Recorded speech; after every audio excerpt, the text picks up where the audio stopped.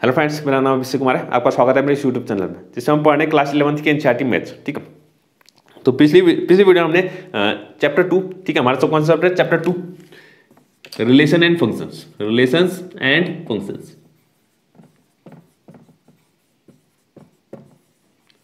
ठीक है। तो पिछली वीडियो हमने इस चैप्टर सेकंड की हमने मिसलेनियस एक्सरसाइज स्टार्ट कर ली थी। ठीक है, उसके हमने कुछ क्वेश्चन कर लिए थे, हमारे 6 क्वेश्चन कंप्लीट हो चुके थे। ठीक है, उसके 6 क्वेश्चन हमारे कंप्लीट हो चुके थे। आज हम बात करेंगे 7th क्वेश्चन से। ठीक है, 7th क्वेश्चन से बात करेंगे। ठीक है, अगर आपने पहली वीडियो नहीं देखी है तो आप पहले इसको देख लीजिएगा, लिंक आपको डिस्क्रिप्शन में मिल जाएगा। ठीक है, तब आपको आज की वीडियो समझ पाएगी। आप पहले की जितनी भी मैंने इस चैप्टर में, ठीक है, सेकंड चैप्टर में जितनी भी हमारी वीडियो बनी हुई है, पहले आप उसको देख लीजिएगा, तब आपको रिलेशन क्या होता है, फंक्शन क्या होता है, डोमेन क्या है, रेंज क्या है, ठीक है, ये सब मैंने डिटेल में समझाया होगा। ठीक है, पहले आप उसको देख लीजिएगा, तब आपको ये मिसलेनियस एक्सरसाइज अच्छे से समझ में आएगी। ठीक है, 7th क्वेश्चन देखिएगा। 7th क्वेश्चन, ठीक है, 7th क्वेश्चन देखिएगा। ये कह रहा है let f, g such that f, g from r to r। दो फंक्शन है हमारे पास, एक f है और g है, दोनों r रियल नंबर के सेट से रियल नंबर के सेट में, दो सेट के बीच में रिलेशन है। ठीक है, is defined respectively fx equal to x plus 1, gx is equal to 2x minus 3, find f plus g, f minus g और f अपॉन g। ठीक है, मैंने एक वीडियो बनाई थी जिसमें मैंने फंक्शन के ग्राफ्स के बारे में बताया था। ठीक है, कुछ फंक्शन बताए थे, कुछ स्पेशल टाइप ऑफ फंक्शन, ठीक है, कुछ खास फंक्शन उसमें थे, उसमें उनके ग्राफ बताए थे, उनकी डोमेन रेंज। उसमें मैंने एक चीज और बताई थी, अलजेब्रा ऑफ फंक्शन। क्या बताया था अलजेब्रा ऑफ फंक्शन। ठीक है, अगर आपने वो वीडियो नहीं देखे, लिंक आपको डिस्क्रिप्शन में सारे मिल जाएंगे आपको। ठीक है, पहले आप वो देखिएगा। तो अलजेब्रा ऑफ फंक्शन मैंने बताया था। अलजेब्रा ऑफ फंक्शन क्या है, अगर सपोज हमारे पास दो फंक्शन दिए हुए, दो फंक्शन है, ठीक है, एफ है जो कि r से r में है, g है जो कि r से r में है। दो फंक्शन है, दोनों ही कहां से, रियल सेट से रियल सेट में, रियल सेट से रियल सेट में, दोनों ही क्या है, रियल सेट से रियल सेट में। ठीक है, और एक fx और gx, इसका जो ये f फंक्शन है वो कितना कैसे डिफाइन है, f इक्वल टू fx है, और g कैसे डिफाइन है, gx लिखा हुआ है। y इक्वल टू fx है और y इक्वल टू कितना है, gx है। इसको ऐसे मान लेते हैं, चलो। ठीक है, y इक्वल टू fx है, y इक्वल टू gx, यानी कि, ठीक है, यानी कि इसकी जो इमेज बनेगी वो क्या बनेगी, fx बनेगी। ठीक है, fx बनेगी, x की जो इमेज बनेगी वो क्या बनेगी, fx बनेगी। ठीक, क्योंकि फंक्शन दिया है तो फंक्शन डिफाइन तो होना चाहिए ना, कुछ ना कुछ तो डिफाइन होना चाहिए। ठीक है, तो f और g अगर हमें पता है तो अलजेब्रा ऑफ फंक्शन कहता है कि f प्लस g भी क्या होगा, एक फंक्शन होगा। f प्लस g भी क्या होगा, एक फंक्शन होगा। और ये f प्लस g जो फंक्शन होगा वो ये किसके बराबर होगा, fx प्लस gx के बराबर कितना होगा। ठीक है, fx प्लस gx, यानी कि f जो फंक्शन है, इस फंक्शन में अगर हम कोई एलिमेंट रखेंगे तो हमें क्या मिल जाएगा, fx मिल जाएगा। ठीक है, f फंक्शन का मतलब क्या है, f ये जो f फंक्शन है, इस फंक्शन में हमें एक x की वैल्यू हमने रख दी तो हमें क्या मिलेगा, y मिल जाएगा। ठीक है, मैंने मान लिया कुछ y मिल गया। ठीक है, तो इमेज मिल जाएगी ना, x की इमेज कौन है, y, x की इमेज कौन है, y, यानी कि मैंने f में, इस फंक्शन में x डाला और मुझे मिलके क्या, y मिल गया। ठीक है, मैंने बताया था नहीं, f क्या होती है, एक फंक्शन क्या होता है, एक मशीन जैसा जिसमें हमने एक एलिमेंट डाला तो हमें दूसरा एलिमेंट मिल जाता है। ठीक है, तो हमने x, इस फंक्शन में x डाला तो हमें क्या मिल गया, y मिल गया। और g भी कुछ ऐसा ही है, तो g में हमने कुछ x डाला तो हमें क्या मिल गया, y मिल गया, या इसको y1 इसको y2 कह दो, कुछ और एलिमेंट मान लिया। ठीक है, इस g में मैंने x डाला तो मुझे क्या मिल गया, y, यानी कि x की इमेज कौन बन गई, y2। वैसा ही f प्लस g, ये जो f, इन दोनों का जो सम होगा, f और g, इन दोनों फंक्शन का जो सम होगा वो क्या बनेगा, f प्लस g बनेगा। अब f प्लस g भी क्या है, एक फंक्शन है, यानी कि एक मशीन है, एक फंक्शन है, एक मशीन है। इसमें हमने एक x एलिमेंट डाला तो हमें मिलेगा क्या, हमें मिलेगा fx प्लस gx। ये जो fx है और ये जो gx है, इन दोनों का ही सम मिल जाएगा। तो f plus g of x is equal to कितना हो जाएगा, fx प्लस gx। और इसी में अगर इन दोनों को सब्ट्रैक्ट कर लें, f माइनस जी निकालें, तो f माइनस जी का x कितना हो जाएगा, fx माइनस gx हो जाएगा। कितना हो जाएगा, fx माइनस gx। ठीक है, और f अपॉन g, अगर इनका पूरा वो डिवीजन निकालें, डिवीजन या कोशेंट, इनको कोशेंट भी कहता है। ठीक है, तो f अपॉन gx, तो ये कितना हो जाएगा, fx हो जाएगा अपॉन gx हो जाएगा। fx हो जाएगा किसके बराबर, fx अपॉन gx। लेकिन इसमें खास बात क्या है कि gx जो है जीरो नहीं होना चाहिए। ये जो नीचे वाला टर्म है, नीचे वाला जो फंक्शन है, ठीक है, gx, ये क्या होना चाहिए, जीरो नहीं होना चाहिए किसी भी x की वैल्यू के लिए। ठीक है, x बिलोंग्स टू r, यानी कि x की वैल्यू हम कोई भी रियल नंबर रख सकते हैं, बस वो नंबर नहीं रख सकते जिसमें ये gx 0 हो रहा होगा। ठीक है, gx अगर 0 हो जाएगा, gx अगर 0 हो जाएगा तो नीचे वाला टर्म डिनोमिनेटर क्या हो जाएगा, 0 हो जाएगा। और डिनोमिनेटर अगर 0 होता है तो वो चीज क्या हो जाती है, नॉट डिफाइन हो जाती है। क्या हो जाती है, नॉट डिफाइन। तो यानी कि इसका कोई सॉल्यूशन होगा नहीं फिर। तो यानी कि जो कभी भी डिनोमिनेटर जो है 0 नहीं होना चाहिए, डिनोमिनेटर 0 नहीं होना चाहिए। ठीक है, तो ये मैंने अलजेब्रा समझा दिया, फिर से इसी का इस्तेमाल करना है इस क्वेश्चन में। ठीक है, तो अब यहां देखिएगा 7वां क्वेश्चन कह रहा है दो फंक्शन हमें दिए हैं। ठीक है, दो फंक्शन है f, g such that real number two real number. कहां से, रियल नंबर के सेट से। रियल नंबर के सेट में दो फंक्शन हमारे वो हैं, गिवन है। ठीक है, और ये फंक्शन जो डिफाइन किए गए हैं, तो fx इज इक्वल टू में दिया हुआ है x+1। fx कितना दिया हुआ है, x+1 दिया हुआ है, और gx जो दिया हुआ है 2x-3। gx भी डिफाइन किया हुआ है 2x-3।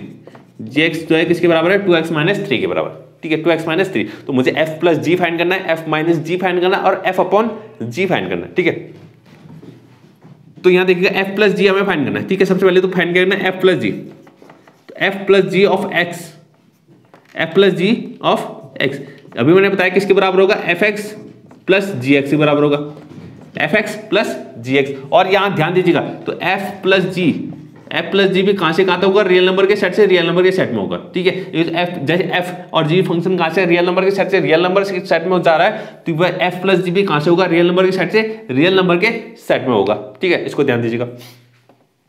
तो f plus G of x, ये जो जैसे fx डिफाइन किया है x+1, gx डिफाइन किया है 2x-3, तो ये f प्लस जी जो डिफाइन होगा वो कैसे होगा, fx प्लस gx के बराबर, fx प्लस gx। तो fx कितना है, इसकी वैल्यू रखते हैं तो x+1 आ जाएगा, और ये एक ब्रैकेट में लिखते हैं gx कितना है, 2x-3 है। ठीक है, तो x+1 सॉल्व करते हैं। ठीक है, x+1 प्लस 2x-3, तो x प्लस 2x कितना हो जाएगा, 3x हो जाएगा, और 1 - 3 कितना हो जाएगा, -2। तो f plus G of x ये जो डिफाइन होगा कैसे होगा, 3x - 2। कितनी, इसकी वैल्यू कितनी होगी, 3x - 2। ठीक है, जैसे fx इक्वल टू कितना, x+1 है, gx इक्वल टू कितना है, 2x-3 है, तो वैसे ही f plus G of x कितना हो जाएगा, 3x - 2 हो जाएगा। कितना हो जाएगा, 3x - 2। तो ये तो हो गया f plus G of x। अब बात करते हैं f माइनस जी। ठीक है, तो f माइनस जी, तो f माइनस जी भी कहां से कहां तक डिफाइन होगा, रियल नंबर के सेट से रियल नंबर के सेट में।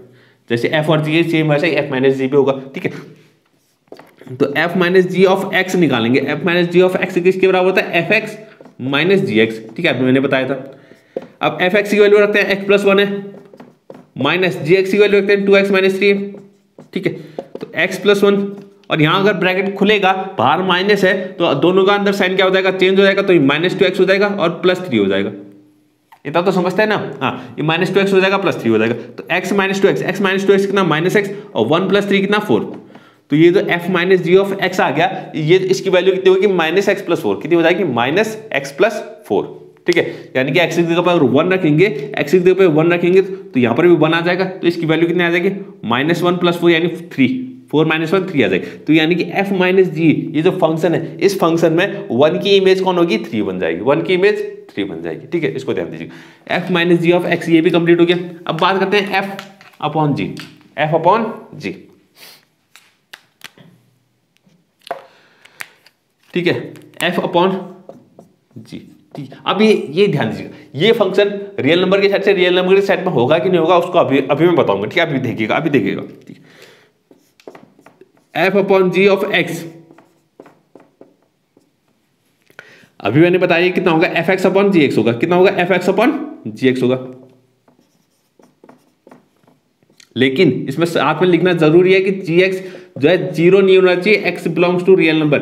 सारे रियल नंबर्स के लिए ये जो gx है 0 नहीं होना चाहिए। कोई भी रियल नंबर ऐसा नहीं होना चाहिए जिसके लिए क्या हो जाए, ये gx 0 आ जाए। ठीक है, gx क्या 0 आ जाए। ठीक है, यानी कि ऐसा कोई भी वैल्यू नहीं होती कि यहाँ पर मैं x की वैल्यू कुछ रखूँ और ये gx कितना आ जाए, 0 आ जाए। ठीक है, तो इतना ऐसा नहीं होना चाहिए। ठीक है, तो अब यहाँ देखते हैं fx कितना है, x+1 है, अपॉन gx कितना है, 2x-3 है।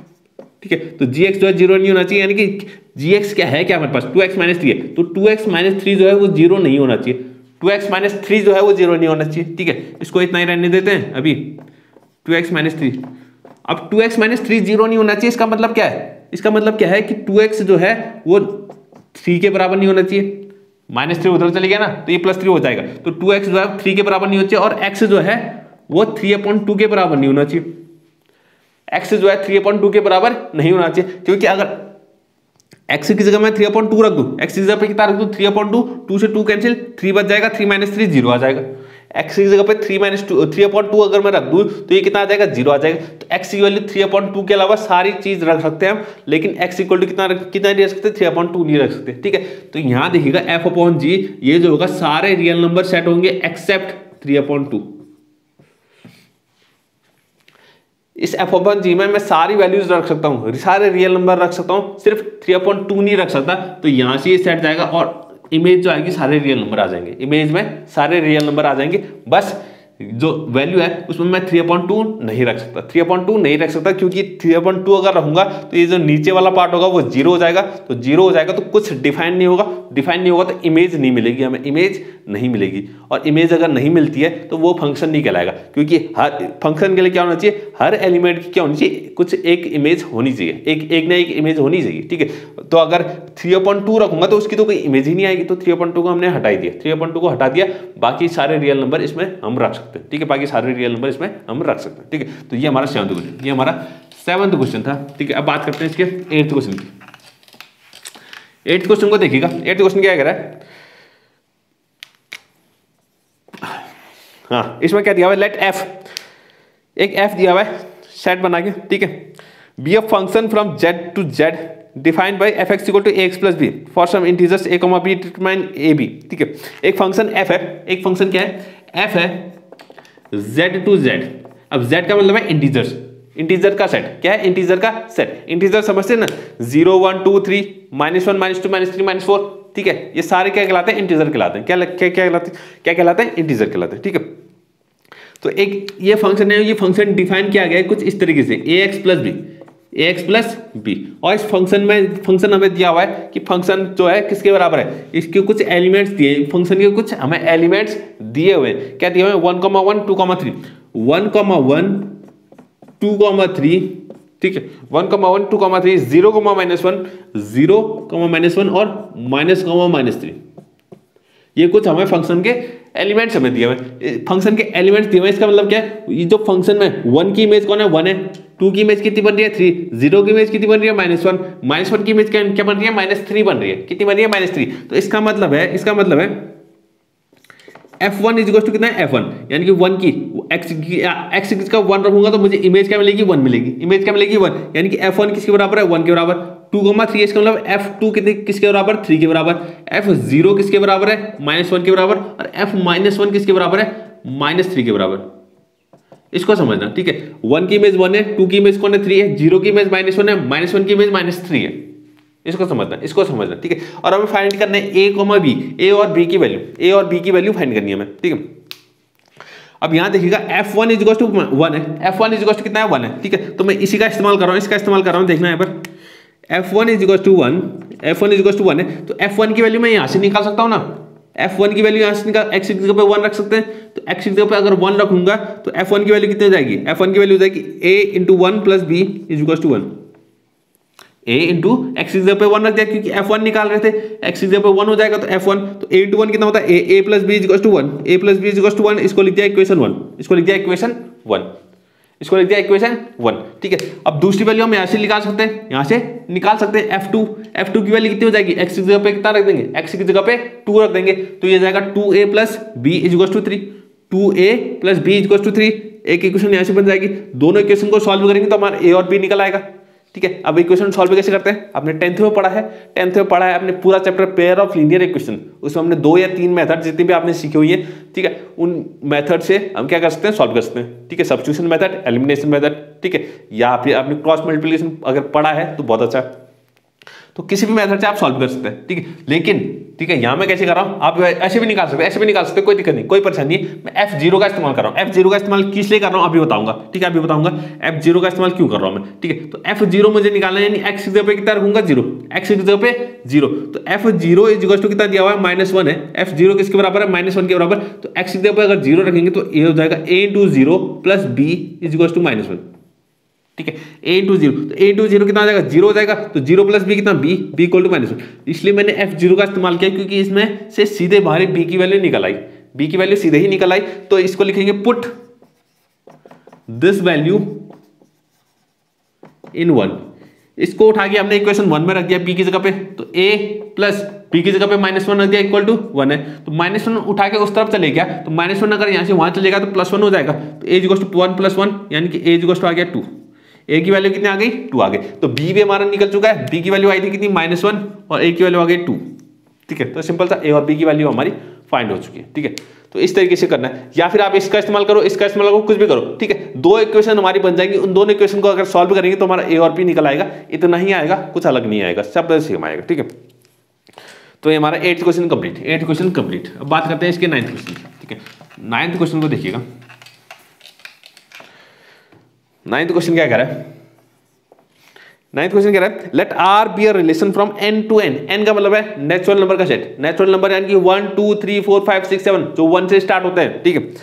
Defined by R a, b such that n is equal to a is equal to b square, are the following true, ठीक है। एक रिलेशन नहीं, फंक्शन नहीं है, फंक्शन नहीं है, क्या बोला है, रिलेशन है, रिलेशन है हमारे पास क्या, R से R, सॉरी R से R, रिलेशन क्या है, नेचुरल नंबर से नेचुरल नंबर, ये R का मतलब रिलेशन है, ठीक है। R का मतलब क्या है, रिलेशन, नेचुरल नंबर से नेचुरल नंबर के सेट में, ठीक है। और डिफाइन कैसे किया हुआ है, डिफाइन क्या हुआ है, R is equal to a, b, इसमें कैसे एलिमेंट आएंगे a, b, और a, b belongs to natural number, a और b दोनों क्या होंगे, नेचुरल नंबर होंगे, यानी कि जीरो नहीं हो सकता, नेगेटिव नंबर नहीं हो सकते, ठीक है। जीरो भी नहीं हो सकता, नेगेटिव नंबर भी नहीं हो सकते, क्योंकि नेचुरल नंबर कहां से स्टार्ट होते हैं, 1 से स्टार्ट होते हैं, 1 2 3 4 5 6 7। और डिफाइन कैसे किया हुआ है कि and a is equal to कितना होगा, b square, a is equal to कितना होगा, b स्क्वायर। ये जो a होगा, ये जो पहला टर्म होगा, ये क्या होगा, दूसरे वाले का स्क्वायर होगा, दूसरे वाले का स्क्वायर होगा, सेकंड एलिमेंट का क्या होगा, स्क्वायर होगा। यानी कि इसमें एलिमेंट कैसे आएंगे,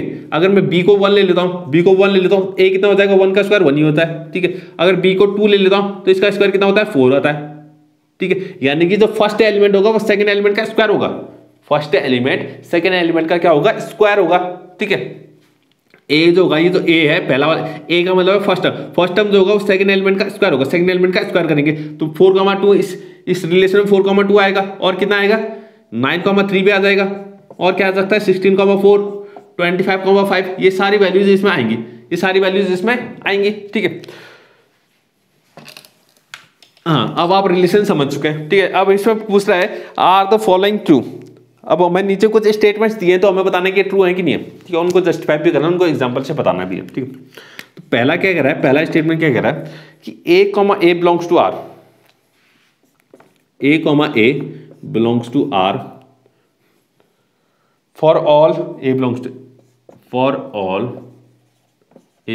टू नेचुरल नंबर, ठीक है। तो ये कह रहा है क्या a बिलोंग्स टू R, यानी कि इसमें ऐसे सेट भी आएंगे, ऐसे एलिमेंट भी आएंगे जिसमें दोनों एलिमेंट सेम हो, फर्स्ट एलिमेंट और सेकंड एलिमेंट दोनों एलिमेंट सेम हो, ठीक है। जैसे कि 1,1, 1 का स्क्वायर कौन होता है, 1 होता है, 1 का स्क्वायर कौन होता है, 1। 2,2 आएगा क्या, 2 का स्क्वायर 2 होता है क्या, सेकंड एलिमेंट का स्क्वायर कितना होना चाहिए, फर्स्ट एलिमेंट होना चाहिए, सेकंड एलिमेंट का स्क्वायर कितना होता है 2, और सेकंड एलिमेंट कितना है 2 है, तो उसका स्क्वायर कितना होता है 4, तो फर्स्ट में 4 आना चाहिए ना, 2 के साथ तो 4 बनेगा, 2 के साथ 2 बिल्कुल नहीं बनेगा, ठीक है। तो यानी कि ये चीज जो है फॉल्स है, ये सिर्फ एक ही 1 के लिए सही, 1 के लिए ट्रू होगी, बाकी सारे नेचुरल नंबर के लिए फॉल्स हो जाएगा, क्योंकि 3,3 भी नहीं बनेगा, 4,4 भी नहीं बनेगा, 5,5 भी नहीं बनेगा, सिर्फ 1,1 के लिए सही है, ठीक है। यहां पर लिखेंगे 1,1 belongs to natural number but 2,2 3,3 4,4 and so on does not belongs to R। अच्छा, ये इसको R लिखना है, ठीक है। तो 1,1 तो R में होगा, 1,1 होगा, लेकिन 2,2 3,3 4,4 ये सब R में नहीं होगा। लेकिन ये कह रहा है कि a belongs to R for all, सारे नेचुरल नंबर के लिए कह रहा है कि a बिलोंग्स टू R होगा, यानी सारे नेचुरल नंबर खुद से ही क्या बनाएंगे, पेयर बनाएंगे।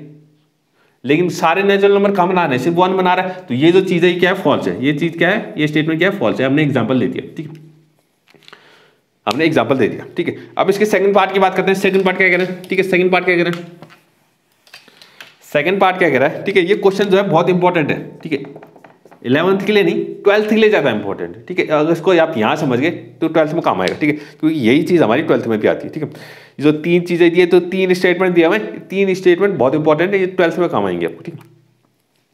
सेकंड स्टेटमेंट क्या है, सेकंड स्टेटमेंट क्या है कि b belongs to R, a, b belongs to R है, ठीक है।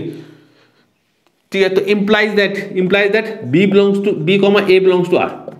तो ये कह रहा है अगर सपोज अगर हम मान लेते हैं कि a comma B belongs to R है, ए कॉमा बी कहाँ प्रेजेंट है, इस आर सेट में प्रेजेंट है, तो ये इंप्लाई क्या है, तो बी कॉमा ए भी आर में होगा कि नहीं होगा। तो क्या कह रहा है, ए कॉमा बी अगर आर में है तो बी कॉमा ए भी आर में होगा। तो ये सपोज ये कह रहा है, ये कहना चाह रहा है, मैं खाली एग्जांपल बता रहा हूँ, ठीक है, उसको इस रिलेशन से मत समझिएगा।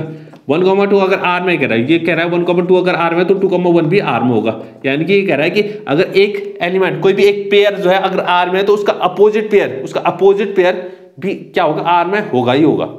ठीक है, यानी कि अगर एक पेयर जो आर में है तो उसका अपोजिट पेयर भी किसमें होगा, आर में होगा। ये कहना चाह रहा है, ऐसा कहना चाह रहा है। ठीक है, तो चेक करते हैं ऐसा है कि नहीं है। ठीक है, तो हम जानते हैं, ठीक है, इस जो सेट में, इस सेट में एक 4,2 तो बिलोंग्स टू आर होगा ही होगा, क्योंकि सेकंड एलिमेंट क्या है, सेकंड एलिमेंट का स्क्वायर क्या है, फर्स्ट एलिमेंट है। सेकंड एलिमेंट का स्क्वायर क्या है, फर्स्ट एलिमेंट है। तो 4,2 क्योंकि इस कंडीशन को सेटिस्फाई कर रहा है तो ये कहाँ होगा, आर में प्रेजेंट होगा। अब चेक करते हैं कि 2,4 जो है आर में होगा कि नहीं होगा। 2,4 बट 2,4 क्या आर में होगा, कि 4 का स्क्वायर कितना होता है, 16। तो 4 के साथ पेयर कौन बनाएगा, 16 बनाएगा, ना कि 2 बनाएगा। इस 4 के साथ जो पहला फर्स्ट टर्म बनेगा वो कितना बनेगा, 16 बनेगा, ना कि 2 बनेगा। तो 2,4 does not belongs to are.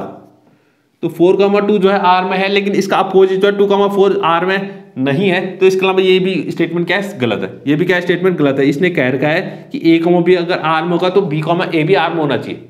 अगर कोई एलिमेंट आर में है तो उसका अपोजिट भी आर में होना चाहिए। लेकिन हमने एक एग्जांपल दे दिया, बिल्कुल 4,2 तो आर में है लेकिन 2,4 तो आर में है नहीं।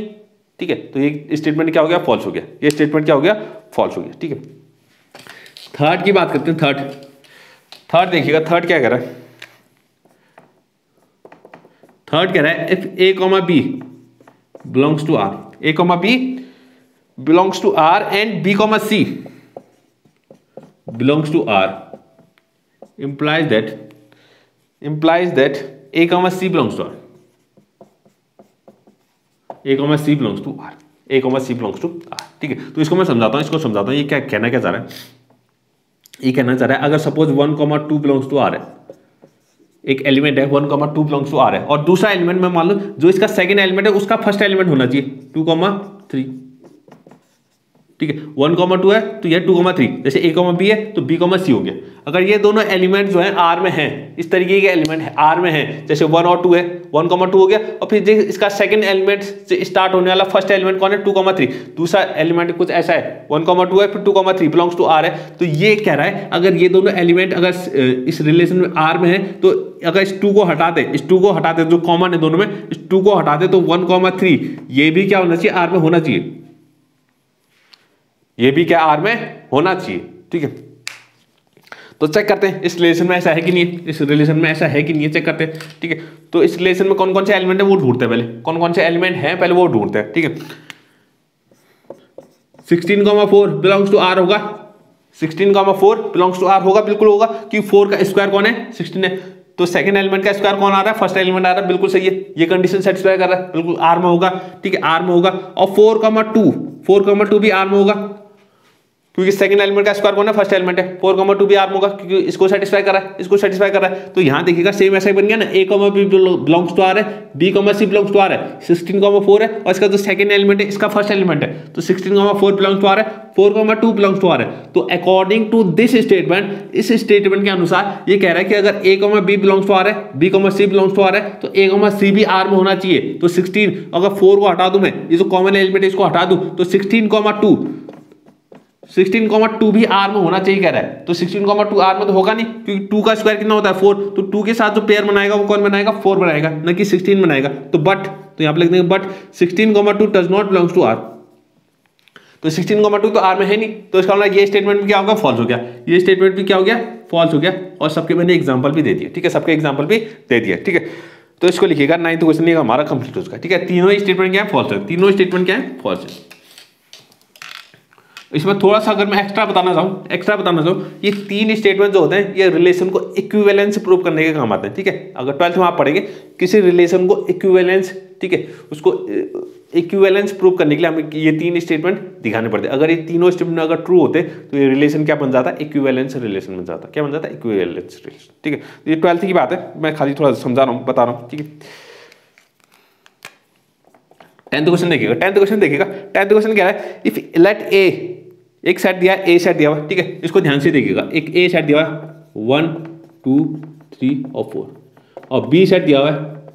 बी सेट क्या दिया हुआ है 1 5 9 11 1 5 9 11 15 और 16, 15 और 16। ठीक है, 15 और 16, और एक एफ दिया हुआ है। एफ एक सेट दिया हुआ है 1 5 2 9 3 1 4 5 2 11 आर द फॉलोइंग ट्रू। तो हमें पता नहीं कि जो नीचे स्टेटमेंट दिया है वो ट्रू है कि नहीं है। तो पहला दे रखा है कि F is a relation from A to B. F जो है, ये जो एफ एक सेट दिया हुआ है, ये क्या रिलेशन है कि नहीं है, हमें ये बताना है। ठीक है, ये जो एफ है वो रिलेशन है कि नहीं है बताना है, और दूसरे में बताना कि ये जो एफ है वो फंक्शन है कि नहीं है बताना है। ठीक है, तो रिलेशन क्या होता है, रिलेशन क्या होता है, अगर ये जो एफ है, अगर ये जो एफ के एलिमेंट्स दिए हुए हैं। ठीक है, मैं लिख लेता हूँ यहाँ पर एफ जो हमें दे रखा है। एफ हमें दे रखा है, एफ में देखें 1 5 2 9 3 1 1 5 2 9 3 1 4 5 2 11 4 5 और 2 11। ठीक है, ये हमें एफ दे रखा है। ठीक है, ये एफ दे रखा है। ये एफ जो है रिलेशन कब होगा, ठीक है, क्योंकि रिलेशन क्या होता है, रिलेशन क्या, दो सेट के बीच में रिलेशन कब होता है, जब रिलेशन क्या होता है उन ए क्रॉस बी, दो सेट के क्रॉस प्रोडक्ट या कार्टेशियन प्रोडक्ट का क्या होता है, सबसेट होता है। कार्टेशियन प्रोडक्ट का क्या होता है, सबसेट होता है। तो ए क्रॉस बी, अगर ये एफ जो है, ये एफ जो है ए क्रॉस बी का सबसेट हो जाए तो हम कह सकते हैं कि एफ क्या होगा, बिल्कुल रिलेशन होगा। क्योंकि रिलेशन क्या होता है, दो सेट, जिन दो सेट के बीच में हम रिलेशन निकाले उन दोनों सेट के कार्टेशियन प्रोडक्ट का क्या होता है, सबसेट होता है कौन, रिलेशन। ठीक है, तो पहले इन दोनों का वो निकाल लेते हैं, क्या प्रोडक्ट निकालते हैं ए क्रॉस बी। यहां देखिए ए में कितने एलिमेंट है, 4 एलिमेंट है, इसमें कितने एलिमेंट है, 1 2 3 4 5 6, तो 6 4 24, कुल टोटल कितने एलिमेंट बनेंगे, 24 एलिमेंट बनेंगे। ठीक है, मैं उन सबको लिखने जा रहा हूं, देखिएगा ए क्रॉस बी, सारे एलिमेंट को लिखने जा रहा हूं।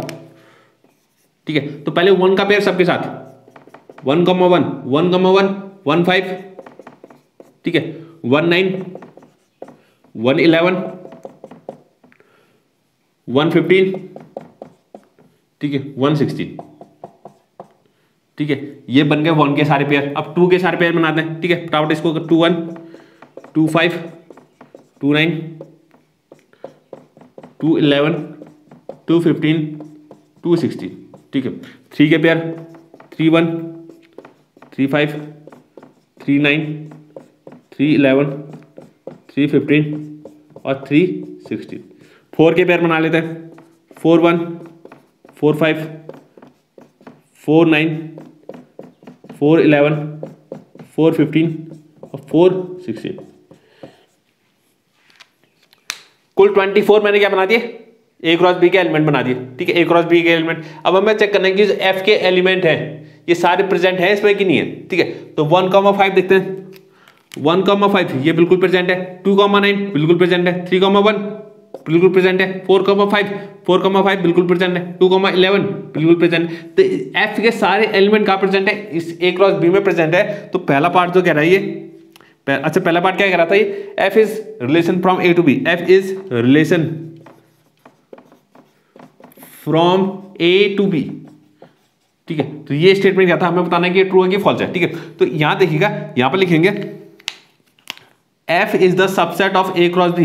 एफ जो आ रहा है बिल्कुल सबसेट आ रहा है ए क्रॉस बी, यानी कि एफ के सारे एलिमेंट प्रेजेंट है कहां, ए क्रॉस बी में। Hence F is the relation from A to B. तो एफ बिल्कुल रिलेशन होगा कौन, कहां से, ए से बी में। ठीक है, क्योंकि रिलेशन क्या होता है, रिलेशन यही होता है कि दो सेट के बीच में, दो सेट के प्रोडक्ट, कार्टेशियन प्रोडक्ट का अगर वो सबसेट हो जाए तो वही क्या होता है, हमारा रिलेशन होता है। ठीक है, तो एफ जो है वो क्या है, बिल्कुल ए क्रॉस बी का क्या सबसेट है, तो इसका मतलब एफ क्या हो जाएगा, रिलेशन हो जाएगा। एफ क्या हो जाएगा, रिलेशन हो जाएगा। तो ये पहला पार्ट हमारा कंप्लीट। ठीक है, पहला पार्ट हमारा कंप्लीट। ठीक है, ए क्रॉस बी हमारा ये निकल चुका है।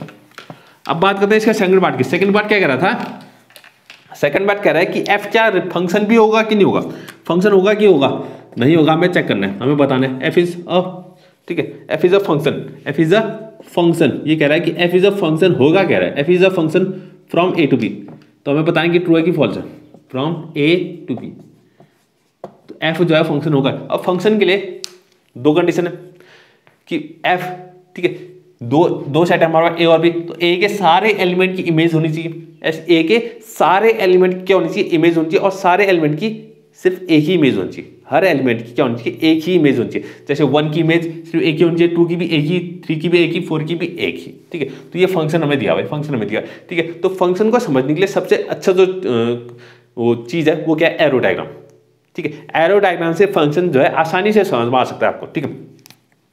तो एरो डायग्राम बना लेते हैं, ये हमारा ए हो गया, ये दूसरा सेट हो गया बी, ये ए है ये बी है, तो एक सेट के सेट ए के सारे एलिमेंट लिख दिए 1 2 3 4 हमने लिखिए, इसके सारे एलिमेंट 1 5 9 11 15 और 16,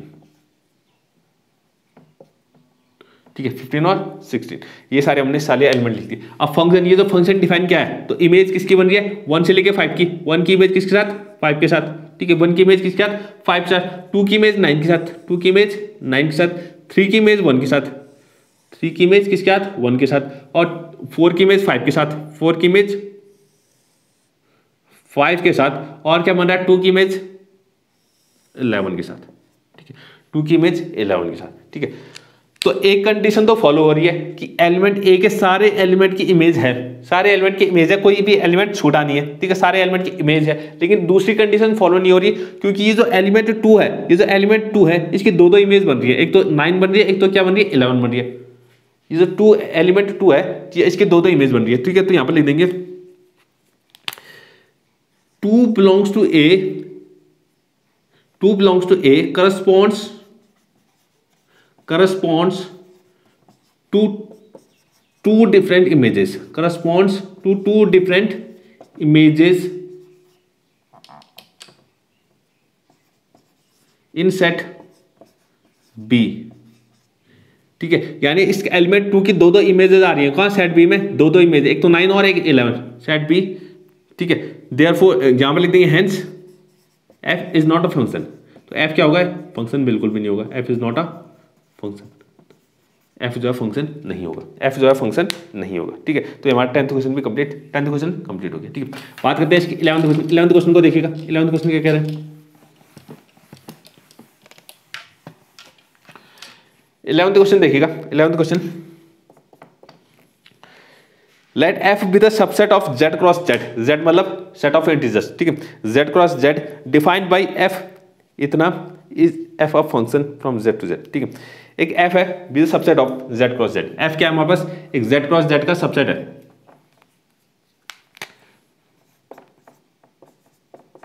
ठीक है। तो एफ क्या होगा, रिलेशन होगा कहां से कहां तक, जेड से जेड तक, एफ इज अ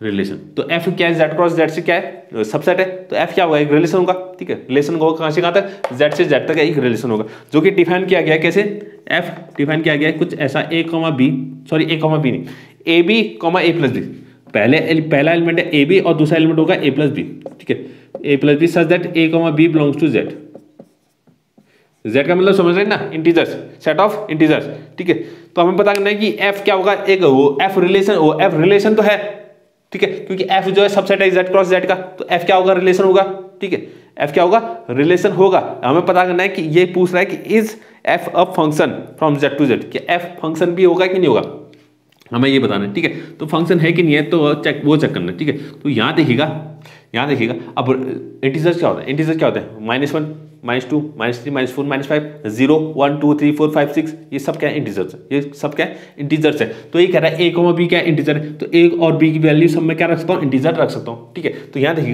देखिएगा मैं मान लेता हूँ लेट ए इक्वल्स टू 2 और B equals to 3, A equals to कितना मान लिया मैंने, 2 मान लिया, बी इक्वल्स टू कितना मान लिया, 3, तो एफ, तो यहां देखिएगा, ठीक है, अगर ए कितना है 2 है, बी 3 है, ठीक है। तो ये जो ऑर्डर पेयर बनेगा, ये क्या बनेगा, ऑर्डर पेयर देखिएगा, तो ए इंटू बी यानी कि 2 × 3 हो जाएगा, comma A 2 + 3 belongs to F, ये एलिमेंट कहां होगा, ए में होगा, वो एफ में होगा, बिल्कुल होगा, क्योंकि ए कॉमा बी मैंने इंटीजर लिया हुआ है, और इंटीजर को अगर ये ऑर्डर पेयर बना दे तो ये कहां प्रेजेंट होगा, एफ में प्रेजेंट होगा, यानी कि 2 3 यानी कि 6, और 2 + 3 कितना 5, तो 6,5 कहाँ प्रेजेंट होगा, एफ में प्रेजेंट होगा, यानी कि F of 6 is equal to 5 आ गया, यानी कि 6 की इमेज क्या आ रही है, 5 आ रही है, 6 की इमेज क्या आ रही है, 5 आ रही है। ठीक है, तो इतना इसको नोट कीजिएगा, इसको इक्वेशन 1 लिख देंगे, इसको इक्वेशन 1 हम लिख देते हैं। ठीक है, अब मैं ए की वैल्यू ले रहा हूँ -2 और बी की वैल्यू ले रहा हूँ -3, बिल्कुल ले सकते हैं क्योंकि ए -2 भी इंटीजर है, -3 भी क्या इंटीजर है, दोनों क्या इंटीजर हैं, तो ए को भी तो इंटीजर ही लेने हैं ना। ठीक है, तो यहाँ देखिएगा, अब इस वैल्यू को इसमें ऑर्डर पेयर में पुट करते हैं, तो -2 × -3 कितना हो जाएगा, -2 × -3, ये a इंटू बी हो गया, कॉमा दूसरा एलिमेंट है a + b, यानी कि -2 + -3, ये हमारा ऑर्डर पेयर बन गया, ये हमारा ऑर्डर पेयर। तो -2 × -3 कितना हो जाएगा, 6 हो जाएगा, क्योंकि माइनस माइनस प्लस होता है। ठीक है, और -2 + -, -2 -3 कितना होता है, -5 होता है, क्या होता है, -5, और ये चीज कहाँ बिलोंग करेगी, f में, और ये भी चीज कहाँ बिलोंग करेगी, f में बिलोंग कर रही है ना। तो यानी कि 6 की इमेज कौन आ गई, 5 आ गई, 6 की इमेज कौन आ गई, -5, सॉरी 6 की इमेज क्या आ गई, -5, इसको इक्वेशन 2 लिख दिया, इसको लिख दिया इक्वेशन 2। अब यहाँ देखिए इक्वेशन 1 में क्या कर रहा है, f6 कितना है, 5 के बराबर है, और इक्वेशन 2 में क्या कर रहा है, f6 किसके बराबर है, -5 के बराबर है, यानी 6 की इमेज क्या आ रही है, 5 आ रही है, और 6 की इमेज क्या आ रही है, -5 आ रही है। ठीक है, तो यहाँ पर लिख देंगे from 1 and 2, from 1 and 2 it is clear that 6 corresponds, ठीक है, it is clear that integer, यहां पर लिख देंगे integer 6 corresponds to two different images, two different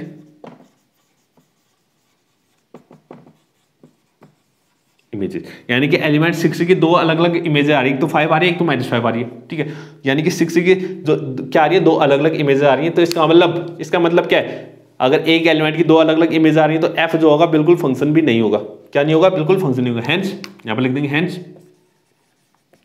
f is not a function, f is not a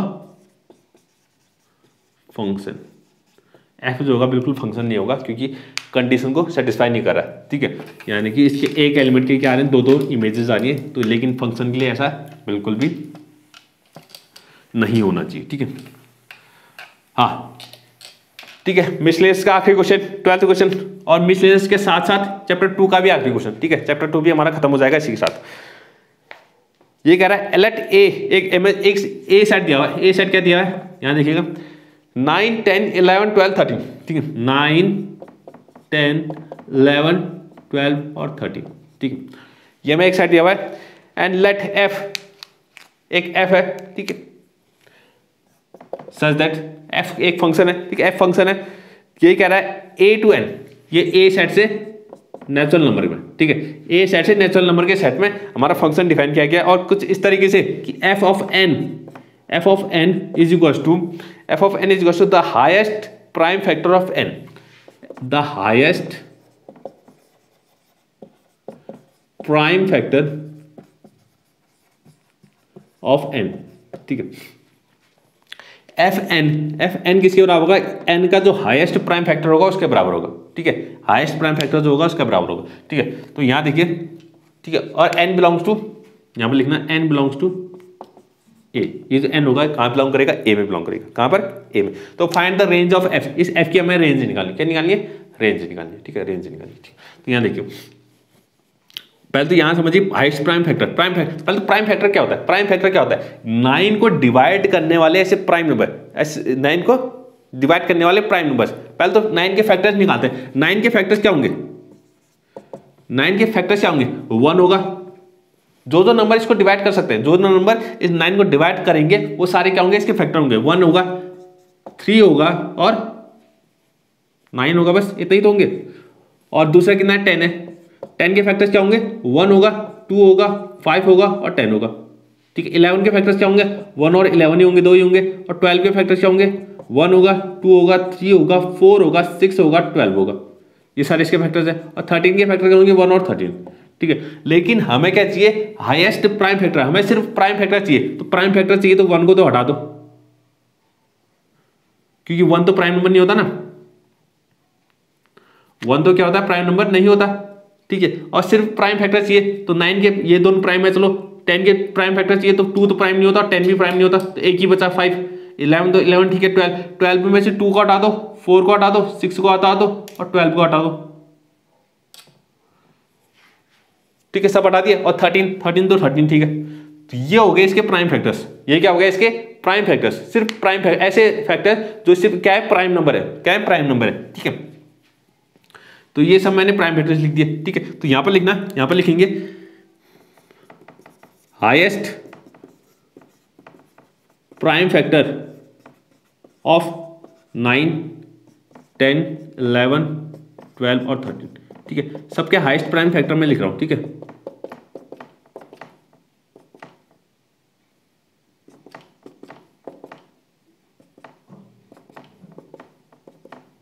ठीक है। 9 का highest prime factor कौन है, इन दोनों बड़ा कौन है 9 है, तो 9 का हाईएस्ट प्राइम फैक्टर 9 ही होगा।